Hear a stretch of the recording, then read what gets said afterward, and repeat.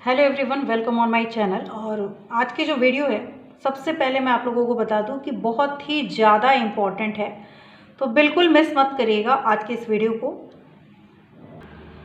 ये वीडियो इतनी इम्पॉर्टेंट है कि आपके लिए अगर 75 मार्क्स का पेडागोजी होता है और 75 मार्क्स का कंटेंट, तो दोनों में ही ये वीडियो आपको पूरे पेपर को एक्चुअली सॉल्व करने में आपको हेल्प करने वाली है। बिल्कुल भी आज अभी जितने भी वीडियोस मैंने आप लोगों को दी हैं, उनमें सबसे इम्पॉर्टेंट मैं कहूँगी कि आज की है।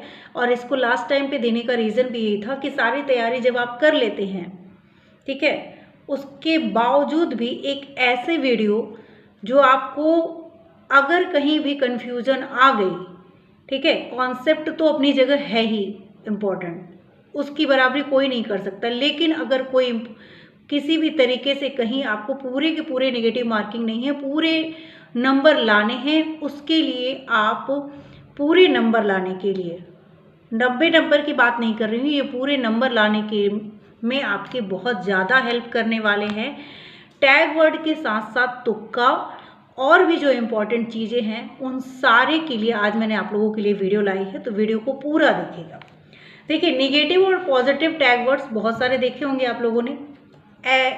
आज की जो वीडियो है, इसमें सारे के सारे जो निगेटिव वर्ड है, सारे के सारे जो पॉजिटिव वर्ड्स हैं, उनको समझाते हुए भी, एक्सप्लेन करते हुए भी, वो किस क्वेश्चन में आपको मिलेंगे ये भी मैं बताऊंगी, तुक्का कैसे लगाना है वो भी बताऊंगी, और भी जो चीज़ें हैं किस तरीके से आप सही आंसर की तरफ पहुंचेंगे, ये सारी चीज़ें और इम्पॉर्टेंट टॉपिक जो हैं, हर सीडीपी के हो, हिंदी के हो, साइंस के हो, वो भी मैं आज की वीडियो में बताने वाली हूँ। वीडियो को पूरा देखिएगा, यहाँ से आपको बहुत अच्छा रिस्पॉन्स मिलेगा। और अगर आप लोगों को ये वीडियो सही में अच्छी लगेगी पूरा देखने के बाद ही, तो आप मुझे कमेंट करिए, बताइएगा ज़रूर कि कैसी लगी वीडियो, और लाइक ज़रूर करिएगा, अच्छी लगे तो सब्सक्राइब करिएगा, ठीक है। मुझे इतना कॉन्फिडेंस है कि ये वीडियो आपको बहुत बहुत बहुत हेल्पफुल होगी, और आप सब्सक्राइब भी करेंगे, लाइक भी करेंगे और कमेंट भी करेंगे। तो चलिए, सबसे पहला ये निगेटिव टैग वर्ड जो है, रटना, मात्र, केवल। देखिए, किसी भी आंसर में अगर दो तरह के प्रश्न पूछे जाते हैं, इनमें से कौन सा ऑप्शन नहीं है और कौन सा नहीं है वाले क्वेश्चन जो होते हैं, ज़्यादा नहीं होते, हर सब्जेक्ट के 4-5 क्वेश्चन नहीं वाले होते हैं। तो नहीं वाले क्वेश्चन में आपको पॉजिटिव 3 ऑप्शन होंगे, एक निगेटिव होगा। पॉजिटिव वाले क्वेश्चन में आपको 3 निगेटिव होंगे और एक पॉजिटिव होगा। तो जब आपको कहीं भी रटना मिले, यानी बच्चे को कभी भी, अब किस उद्देश्य में, किस सेंटेंस, तरह के सेंटेंस में ये चीज़ें आएंगी, बच्चे को कभी भी रटने के लिए नहीं कहना है।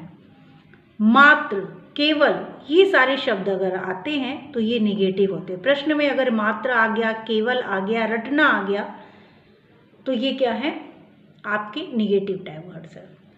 पाठ्य पुस्तक केंद्रित, कभी भी शिक्षा जो होती है, जो एनसीएफ बोलता है, एनईपी बोलती है, आपके समावेशी शिक्षा बोलती है, चाइल्ड सेंटर एजुकेशन बोलता है, प्रगतिशील शिक्षा बोलती है, वो सभी ये कहती हैं कि शिक्षा जो होनी चाहिए वो पाठ्य पुस्तक केंद्रित नहीं होनी चाहिए, बाल केंद्रित होनी चाहिए। ना ही पाठ्य पुस्तक केंद्रित होनी चाहिए, ना शिक्षक केंद्रित होनी चाहिए। वो क्या केंद्रित होनी चाहिए, चाइल्ड सेंटर्ड, यानी बाल केंद्रित होनी चाहिए। बच्चों को ध्यान में रखकर उसका पाठ्यक्रम तैयार किया जाता है, उनके अनुसार अपनी शिक्षण विधि को चेंज किया जाता है। तो ये सारी चीज़ें मैं आपको हर एक चीज़ एक्सप्लेन कर रही हूँ, ताकि आप क्वेश्चन को भी समझ पाएँ। अगर ये टैग वर्ड्स ना भी हों कभी, और आपको आंसर सेलेक्ट करने को मिल जाए, तो भी आप वो ऑप्शन सेलेक्ट करेंगे जिसमें बच्चे के लिए आपको हमेशा अच्छा सोचना है, वो सारे ऑप्शन। कंठस्थ करना या रटना दोनों एक ही चीज़ है, और ये शब्द अलग अलग वो दे सकते हैं ऑप्शन में, इसलिए ये ऑप्शन भी याद रखिएगा। अगर कंठस्थ करना दे वर्ड दिया हो, ये भी निगेटिव वर्ड है और ये कभी भी सही नहीं हो सकता है। बोझ यानी बर्डन, बोझ, बस्ते का बोझ हुआ, ये सारा क्या है, ये आपका निगेटिव टैग वर्ड है। अब देखिए, बच्चों को ज़्यादा होमवर्क देना ताकि वो बिजी रहे, या ज़्यादा काम देना, या बहुत सरल कार्य देना, ये सही नहीं है। मान लीजिए कोई बहुत अच्छा पढ़ने में बच्चा है, ठीक है, तो तो उसको आप बहुत ईजी काम देंगे, तो वो भी सही नहीं है। बच्चे स्वयं नहीं अगर सरल कार्य ही दे देंगे तो बच्चा सीखेगा क्या? जो वो कर सकता है आसानी से उसी को दे देंगे तो वो कर क्या सकता है? उसकी ऐसा काम देना है जो कि सभी उस क्लास के जो बच्चे हैं वो बहुत ज़्यादा हार्ड भी ना हो, एक निश्चित आयु निश्चित क्लास के बच्चों के लिए जो बनना चाहिए वैसा कार्य देना है। बच्चे स्वयं नहीं सोच सकते, अगर ये बात कही जा रही है तो पियाजे ने कहा था कि बच्चे नन्हे वैज्ञानिक होते हैं, तो यहाँ पे कहा गया है कि बच्चे स्वयं नहीं सोच सकते, एकदम निगेटिव बात है। बच्चे अपने ज्ञान का निर्माण स्वयं करते हैं। जीन पियाजे ने कहा है बच्चे नन्हे वैज्ञानिक होते हैं, तो क्या वो स्वयं सोच नहीं सकते? तो ये क्या हो गया? आपका निगेटिव वर्ड्स हो गया। विद्यालय से निकाल देना बहुत ही बड़ा निगेटिव वर्ड्स है। किसी भी बच्चे को हमारी जो समावेशी शिक्षा है वो कभी ये कहती है कि सभी बच्चों को आपको समान रूप से पढ़ने के अवसर देना है। विद्यालय से निकाल देना, किसी भी गलती होने पे, बच्चा कुछ गलती कर दिया उसको विद्यालय से निकाल दे, उसके पेरेंट्स से शिकायत कर दे, ये टीचर का काम नहीं है। आप उसके रीज़न को जानेंगे कि बच्चा गलती किया तो क्यों किया, और उसको आपको सुधारने की कोशिश करनी है। तो ये निगेटिव वर्ड से बच्चे को निकाल देना। बच्चे की उपेक्षा करना ये भी गलत है। लेकिन जेंडर के बारे में अगर जेंडर से रिलेटेड करके इसको देखें तो जेंडर में उपेक्षा करने का मतलब ये हो जाता है कि महिला को सिर्फ घर का काम करना चाहिए और पुरुष को बाहर का काम करना चाहिए।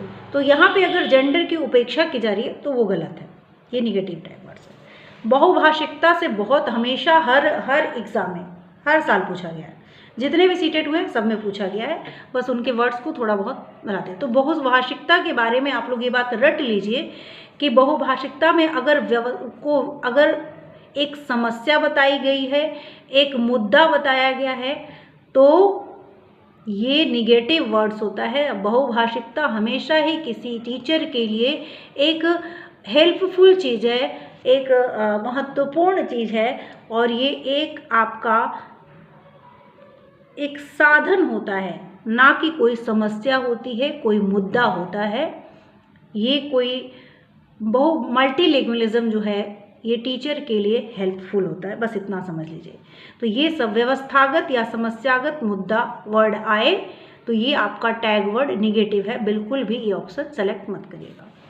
बाल केंद्रित शिक्षा जो होती है उसमें बच्चों को वर्गीकृत नहीं करना चाहिए कभी भी, तो वर्गीकृत शब्द निगेटिव टैग वर्ड है। दंड नहीं देना चाहिए, ये भी एक निगेटिव टैग वर्ड है। पृथक करना, बच्चे को अलग करना कि ये बच्चा पढ़ने में कमज़ोर है तो उसको अलग कर दिए। रटना, ट्यूशन पढ़ने के लिए कहना बच्चों को। टालना, अनदेखा करना, गृहकार देना या तुच्छीकरण, ये शब्द अगर आते हैं, ये वर्ड अगर आपको मिलते हैं, ये सीधे सीधे निगेटिव वर्ड्स हैं, निगेटिव टैग वर्ड्स है। ये कभी भी आपके अगर पॉजिटिव आंसर पूछा गया है तो ये कभी भी सही नहीं होगा। हर क्वेश्चन में, हर सब्जेक्ट की पेडागोजी में ये आपको मिलने वाले हैं। हतोत्साहित करना, बच्चे को कभी हतोत्साहित नहीं करना है, उनको निष्क्रिय रूप से क्लास में बैठाए नहीं रहना है। बच्चा हमेशा एक्टिव रहना चाहिए। एक्टिव का मतलब ये नहीं कि हमेशा कुछ तोड़ फोड़ करता है, मतलब वो जब आप पढ़ा रहे हैं तो वो भी आंसरिंग करे या करके सीखे। जब आप उसको सिखा रहे हैं तो वो सिर्फ बैठ के देख ना रहा हो, वो भी पार्टिसिपेट कर रहा हो, ठीक है। बच्चे को खाली स्लेट, ब्लैंक पेपर, ये वर्ड क्या है? ये निगेटिव टैग वर्ड्स है। केवल मात्र बच्चा खाली स्लेट नहीं होता है, उसके पास भी कुछ जन्मजात जो ज्ञान जन्मजात चीज़ें होती हैं। तो खाली स्लेट, ब्लैंक पेपर बोलना बच्चे को, ये निगेटिव टैग वर्ड्स है। केवल, मात्र, ओनली, दंड, सजा, ये सारे वर्ड अगर आते हैं तो आपके लिए ये निगेटिव टैग वर्ड से, अगर निगेटिव क्वेश्चन नहीं पूछा गया है, पॉजिटिव में आंसर देना है, तो ये कभी भी आंसर आपके सही नहीं हो सकते हैं, कभी भी नहीं सही हो सकते हैं, ठीक है। अभी हम लोग और निगेटिव वर्ड्स कुछ है उनको देखेंगे। और जैसा कि मैंने कहा था कि ये वीडियो बहुत इम्पोर्टेंट है, तो आप इसको देखने के बाद अगर क्वेश्चन करेंगे तब आपको समझ में आएगा कि ये वीडियो कितनी इम्पोर्टेंट थी। अभी यहाँ पे देखेंगे क्लोज एंडेड। कभी भी जो प्रश्न पूछे जाते हैं वो क्लोज एंडेड नहीं होने चाहिए, अच्छे नहीं होते। हमेशा कैसे ओपन एंडेड वाले क्वेश्चन अच्छे होते हैं। मोटिवेशन कैसा होना चाहिए? इंटरनली, एक्सटर्नल मोटिवेशन कभी भी सही नहीं होता है, ये एक निगेटिव टैग वर्ड्स है। Close ended negative tag words है। मानकीकृत, ये भी आपका निगेटिव टैग वर्ड्स है। निष्क्रिय, कठोर, पृथक्करण करना और नामांकित, सहानुभूति दिखाना बच्चे के प्रति, ये भी गलत है। व्याख्या, व्याख्यान विधि जो होती है वो आपकी निगेटिव है। परिभाषा विधि, शिक्षक केंद्रित, बच्चों की त्रुटियां निकालना और समेटिव असेसमेंट, ये क्या है? निगेटिव है। समेटिव की जगह कैसा होना चाहिए? फॉर्मेटिव असेसमेंट होना चाहिए। बच्चों की त्रुटियां नहीं निकालनी है, उनकी त्रुटियों का कारण जानना है और उसके उपाय को करना है, यानी निदानात्मक जो परीक्षण होता है वो किया जाता है। बच्चों की त्रुटियां नहीं निकालनी है, अपने में सुधार, अपने शिक्षण विधि में सुधार करना है। ठीक है, अब अगर देखें तो इसी के बेसिस पे देखिए, ओपन एंडेड क्वेश्चन होना चाहिए, इसके बहुत सारे आंसर हो। बच्चे अपनी सोच खुद से सोचेंगे, कई दिशाओं में सोचेंगे और फिर आंसर देंगे। बच्चों को इंटरनली मोटिवेट करना है कि वो खुद से करने के इच्छुक बने, उनको फोर्सफुली नहीं कोई काम करवाना, उनको इंटरनली मोटिवेट करना है। प्रोग्रेसिव होनी चाहिए शिक्षा। फॉर्मेटिव असेसमेंट होना चाहिए। समता यानी समानता होनी चाहिए। चाइल्ड सेंटर्ड एजुकेशन हो जाना चाहिए। बच्चों को क्षेत्र भ्रमण एक शिक्षण की अच्छी विधि मानी जाती है। प्रिंट, ये क्वेश्चन बहुत बार आया है, हमेशा आता है एक्चुअली। प्रिंट समृद्ध वातावरण होना चाहिए, तो ये आपको प्रिंट समृद्ध मिले अगर वो ऑप्शन सही होगा। ये पॉजिटिव टैग वर्ड्स हैं। डिस्कवरी, डिस्कशन और अंडरस्टैंडिंग मेथड जो होते हैं ये आपके पॉजिटिव आते हैं। तो यहाँ पे open ended, internal motivation, progressive, formative assessment, समता, चाइल्ड सेंटर्ड, क्षेत्र भ्रमण, ये प्रिंट समृद्ध वातावरण, डिस्कवरी, डिस्कशन, अंडरस्टैंडिंग, सक्रिय रखना बच्चे को, ये सब क्या है? Positive tag words. ठीक है, अब यहाँ पे पॉजिटिव टैग वर्ड्स और देखेंगे। जो समावेशी शिक्षा होती है, अगर समावेशी शिक्षा वर्ड कहीं आए तो वो पॉजिटिव है। बाल केंद्रित पॉजिटिव है। प्रोत्साहन देना पॉजिटिव टैग वर्ड्स है। वास्तविक जीवन से जोड़कर पढ़ाने की अगर कहीं बात की गई है या समझाने की बात की गई है तो वो आपका पॉजिटिव टैग वर्ड्स होता है। दृश्य श्रव्य संसाधन है तो पॉजिटिव है। शिक्षण कैसा हो, पाठ्यक्रम कैसा होना चाहिए? लचीला होना चाहिए। पढ़ाने जिज्ञासा बच्चों में होनी चाहिए, ये आपकी पॉजिटिव है। सम्मान, अभिप्रेरित करना है बच्चों को, इनकी क्रिएटिविटी को बढ़ावा देना है। बोध, अंडरस्टैंडिंग, समझ के पढ़ना है। ठीक है, संवाद और परिचर्चा को प्रोत्साहित करना चाहिए। बच्चों में डिस्कशन मेथड को हमेशा क्या करना चाहिए? प्रोत्साहित करना चाहिए। तो संवाद और परिचर्चा हो तो ये पॉजिटिव टैग वर्ड्स है। कर के सीखना, कहीं ऑप्शन दिया हुआ है वो उसमें ऑप्शन में कर के सीखना शब्द आया है, इसका मतलब ये पॉजिटिव टैग वर्ड्स है। सक्रिय रखना, समृद्ध परिवेश, समृद्ध परिवेश क्या है? पॉजिटिव टैग वर्ड्स है। बच्चों का सर्वांगीण विकास हो रहा है अगर, तो ये पॉजिटिव टैग वर्ड्स है। सहयोगी अधिगम या पीयर लर्निंग जो होता है, पीयर लर्निंग, वो भी क्या होती है? आपकी पॉजिटिव टैग वर्ड्स है। पाठ उपलब्ध कराना यानी स्कैफोल्डिंग। ठीक है, स्कैफोल्डिंग मतलब होता है कि अगर बच्चा किसी काम को जैसे फुटबॉल में खेलता है, लेकिन अगर उसको कोच मिल जाए तो वो और अच्छा कर सकता है। तो किसी बड़े की सहायता से, जो उस काम में बेहतर है, उनकी सहायता से जब कोई बच्चा किसी काम को बेहतर कर सकता है तो क्या कहलाता है? पाठ कहलाता है, यानी हेल्प करना। ठीक है, यहाँ पे बहुभाषिकता के बारे में अगर कभी आए तो बहुभाषिकता कभी भी एक आपकी मुद्दा नहीं है, कोई समस्या नहीं है, वो क्या है? एक गुण है और एक साधन है। ठीक है, मतलब बहुभाषिकता को एक अच्छे वे में लेना है, इसको एक कोई समस्या नहीं है, कोई मुद्दा नहीं है। इसके वर्ड शब्द चेंज हो सकते हैं, लेकिन इसको आप समझ लीजिए। शिक्षण कभी भी पुस्तक केंद्रित नहीं होना चाहिए, शिक्षक केंद्रित नहीं होना चाहिए, वो बाल केंद्रित होना चाहिए। अब हम बात करेंगे कि ऑप्शन को कैसे सेलेक्ट करें। देखिए, जब ऑप्शन को सेलेक्ट करते हैं तो सबसे पहले अगर इतना करने के बावजूद भी कुछ कॉन्सेप्ट आपको पढ़े होंगे, कुछ आप इतने सारे आप लोगों ने टैग वर्ड्स पढ़ लिए, उसके बाद भी अगर ऑप्शन में कहीं दिक्कत हो रही है और आपका के पास भी टैग वर्ड देखने का भी समय नहीं बचा है, तब आप बड़े आंसर वाले, अगर कोई दो पूछा है तो बात अलग है, नहीं तो सबसे बड़ा जो आंसर होगा वही आपका सही होता है, ऐसा देखा गया है। ये हमेशा सही नहीं होता है, इसलिए मैं इसको पूरा 100% नहीं कहूँगी, 50% ऐसा होता है। ठीक है, जो इम्पोर्टेंट चैप्टर आपको, अगर ये जितने मैं अभी आपको दिखा रही हूँ ये आपने पढ़ लिए CDP में आपका, और ये जो टैग वर्ड बताएं ये कर लिए, 30 में से 30 आने से कोई भी CDP में आपके रोक नहीं सकता है। मैं आपको इतना एकदम लिख के दे सकती हूँ, 1-2 नंबर की बात नहीं करूँगी। जितने टैग वर्ड बताए हैं वो अगर आपने समझ लिए होंगे, सिर्फ रटना नहीं है, टैग वर्ड्स को समझना है, इसलिए मैंने आपको समझाया। इसको कर लेंगे और थोड़ा पढ़ाई किए होंगे तो ये आपके 30 आउट ऑफ 30 इनकी सहायता से आ जाएंगे। क्या है, पियाजे का आपको पढ़ना है, ये मैंने पढ़ाया है, और जितनी चीज़ें दी हुई हैं इसमें से मैंने जो जो कराया है वो मैं बता दे रही हूँ। पियाजे कराया मैंने, कोहलबर्ग कराया है, वाइगोत्स्की कराया है, जेंडर नहीं कराया है। जेंडर में सिर्फ आपको ये देखना है कि कभी भी जेंडर, मिश्रित जेंडर अगर दिया हुआ है, एक टैग वर्ड्स और यूज समझ लीजिए, मिश्रित जेंडर की अगर बात की गई है, मिश्रित लिंग वाले व्यक्तियों को शामिल किया गया, यानी मेल और किसी काम को करने में, क्लासरूम में किसी काम को करने में लड़कियों और लड़कों दोनों को शामिल किया गया है, तो वो एक पॉजिटिव टैग वर्ड्स होता है। वहीं पे जेंडर डिस्क्रिमिनेशन किया जाता है जब आपको लड़कियों को बाहर के काम न करने देना, लड़कों को घर के काम न करने देना, तो ये जेंडर डिस्क्रिमिनेशन हो जाता है, रूढ़िबद्धता हो जाती है, जिसको हमको नहीं करना चाहिए। ठीक है, तो ये चीज़ें हैं। समावेशी शिक्षा सभी जानते हैं, सभी को समान प्रकार की शिक्षा मिलनी चाहिए। प्रगतिशील शिक्षा मैंने कराया है, अधिगम अक्षमता मैंने कराई है, उसके साथ साथ अभी मैंने आपको थार्नाडाइक का सतत और व्यापक मूल्यांकन कराया है। सतत और व्यापक मूल्यांकन, इम्पोर्टेंट जो चीज़ें थी वो मैंने करा दी हैं। मैं बहुत ज़्यादा आप लोगों की क्लास नहीं ली हूँ, लेकिन जो ली हूँ वो ऐसे क्लासेस हैं जहाँ से आप बहुत अच्छा कर पाएंगे।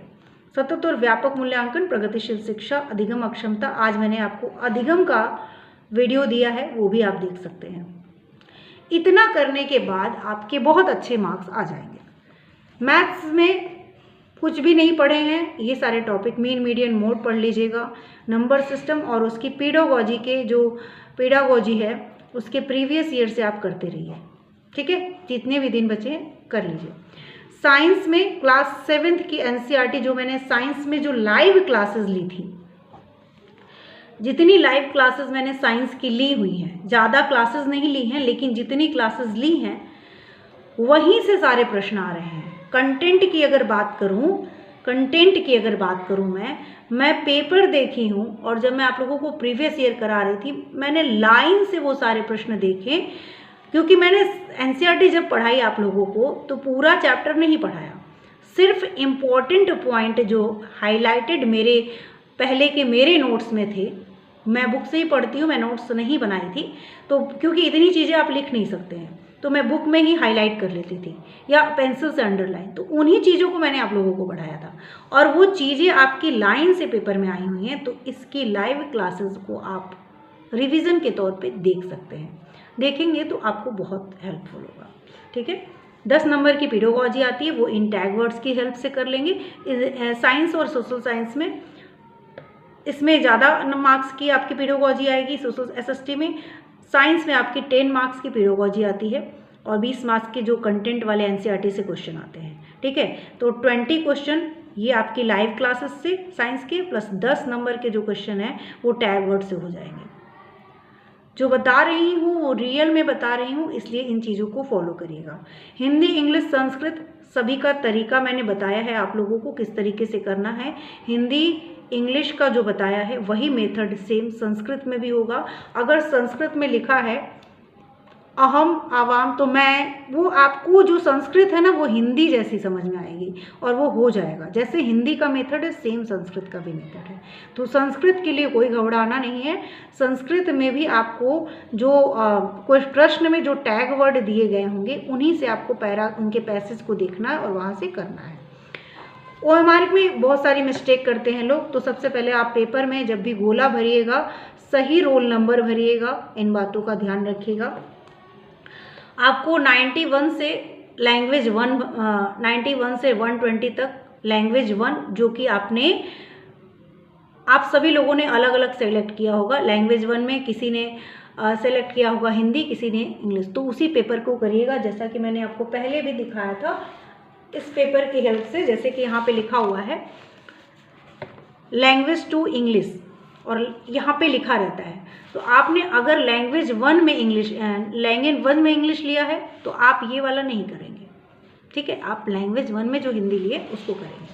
जैसे कि मान लीजिए लैंग्वेज 1 में मैंने हिंदी लिया है तो मैं हिंदी के पेपर को करूँगी, ठीक। हिंदी में वो पेपर करूँगी जहाँ पे लिखा होगा हिंदी भाषा 1, समझे, भाषा 1। एक सेकेंड मैं आपको पेपर दिखा देती हूँ, और ये मैं कई बार दिखाई भी चुकी हूँ। जैसे मुझे अगर करना है तो आपके जो क्वेश्चन ख़त्म हो जाएंगे ना, मान लीजिए आपके पेपर यहाँ पे आपके 90 तक में प्रश्न खत्म हो गए, social science CDP science math social science के क्वेश्चन 90 तक खत्म हो गए। अब आपका क्या आ जाएगा, लैंग्वेज आ जाएगा, और लैंग्वेज में यहाँ पे लिखा है लैंग्वेज 1।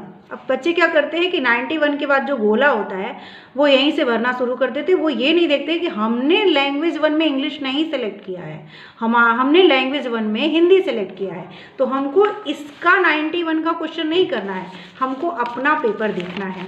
यानी 91 का जो भाग भाषा 1 हिंदी ये वाला पार्ट सेलेक्ट करना है और इसके 91 से क्वेश्चन करने हैं, ठीक है। तो भाषा 1 में जो भी आपने सेलेक्ट किया होगा, हिंदी हो चाहे इंग्लिश हो, उसको 91 से 120 तक, और फिर 121 से 150 तक के जो क्वेश्चन होते हैं वो लैंग्वेज 2, चाहे आपने कोई भी लैंग्वेज सेलेक्ट की होगी, ऊपर लिखा होगा। यदि आपने ऐसे लिखा रहता है, इसको पढ़िएगा थोड़ा सा टाइम देके। 91 से 120 के प्रश्नों के उत्तर केवल तभी दे यदि उन्होंने भाषा 1 का विकल्प हिंदी चुना हो। अगर आपने भाषा 1 का विकल्प इंग्लिश चुना है तो ये आप नहीं करेंगे। बस इसको बच्चे पढ़ते नहीं हैं और सॉल्व करके वो हमारा भरना स्टार्ट कर देते, ये गलती मत करिएगा। और सबसे इम्पॉर्टेंट चीज़ जो है वो टाइम मैनेजमेंट की है। सबसे पहले आपको जो सब्जेक्ट आपका लगे कि 30, ठीक है, 90 मिनट में ऐसे पेपर को उठाइए, ऐसे सब्जेक्ट को कीजिए जिसमें आपका पूरा कॉन्फिडेंस हो। मैं अपना CDP उठाती हूँ, अपना सब्जेक्ट उठाती हूँ, ठीक है, और उसके बाद मैं उठाती हूँ आपका लैंग्वेज के पेपर। यहाँ से 2 लैंग्वेज के पेपर नहीं, जो लैंग्वेज मुझे सबसे अच्छी आती है वो सबसे पहले 90 नंबर के क्वेश्चन मैं करती हूँ। सारे गोले भर लिए, 15 क्वेश्चन किया, गोले कैसे भरने हैं, 15 क्वेश्चन किया गोला भर लिया, 15 क्वेश्चन किए गोला भर लिए। एक साथ पूरे क्वेश्चन करके कभी भी गोले भरने की कोशिश मत करिएगा, ये भी मिस्टेक बहुत होती है। तो इतनी जितनी इम्पॉर्टेंट बातें थी मैंने आपको बता दी। अगर वीडियो अच्छी लगी हो तो प्लीज़ चैनल को लाइक सब्सक्राइब शेयर करिएगा। अब मैं बोलूँगी कि लाइक कर दीजिएगा, सब्सक्राइब कर दीजिएगा, और मुझे चाहिए आप लोगों के कमेंट, तो वो भी कर दीजिएगा। कमेंट बॉक्स में जाके वीडियो के बारे में ज़रूर बताइएगा, और अगर बहुत अच्छा लगे तो इसको शेयर भी कर दीजिएगा। थैंक यू, आज के लिए इतना ही। और जैसा कि मैंने बताया कि ये बहुत इम्पोर्टेंट वीडियो है, तो ज़्यादा से ज़्यादा इस वीडियो को जितना, देखिए बहुत बड़ा चैनल नहीं है, बहुत ज़्यादा लोगों तक पहुंचता नहीं है, मुझे नहीं पता है किस तरीके से लोगों की वीडियो वायरल होती है, लेकिन मैं चाहूँगी कि जो भी सीटेट की तैयारी कर रहे हैं उन तक ये वीडियो पहुँचे। तो आप लोगों अगर अच्छा लगता है खुद को, आप लोगों को, तो आप लोग इसको ज़रूर आगे शेयर करिएगा। Thank you.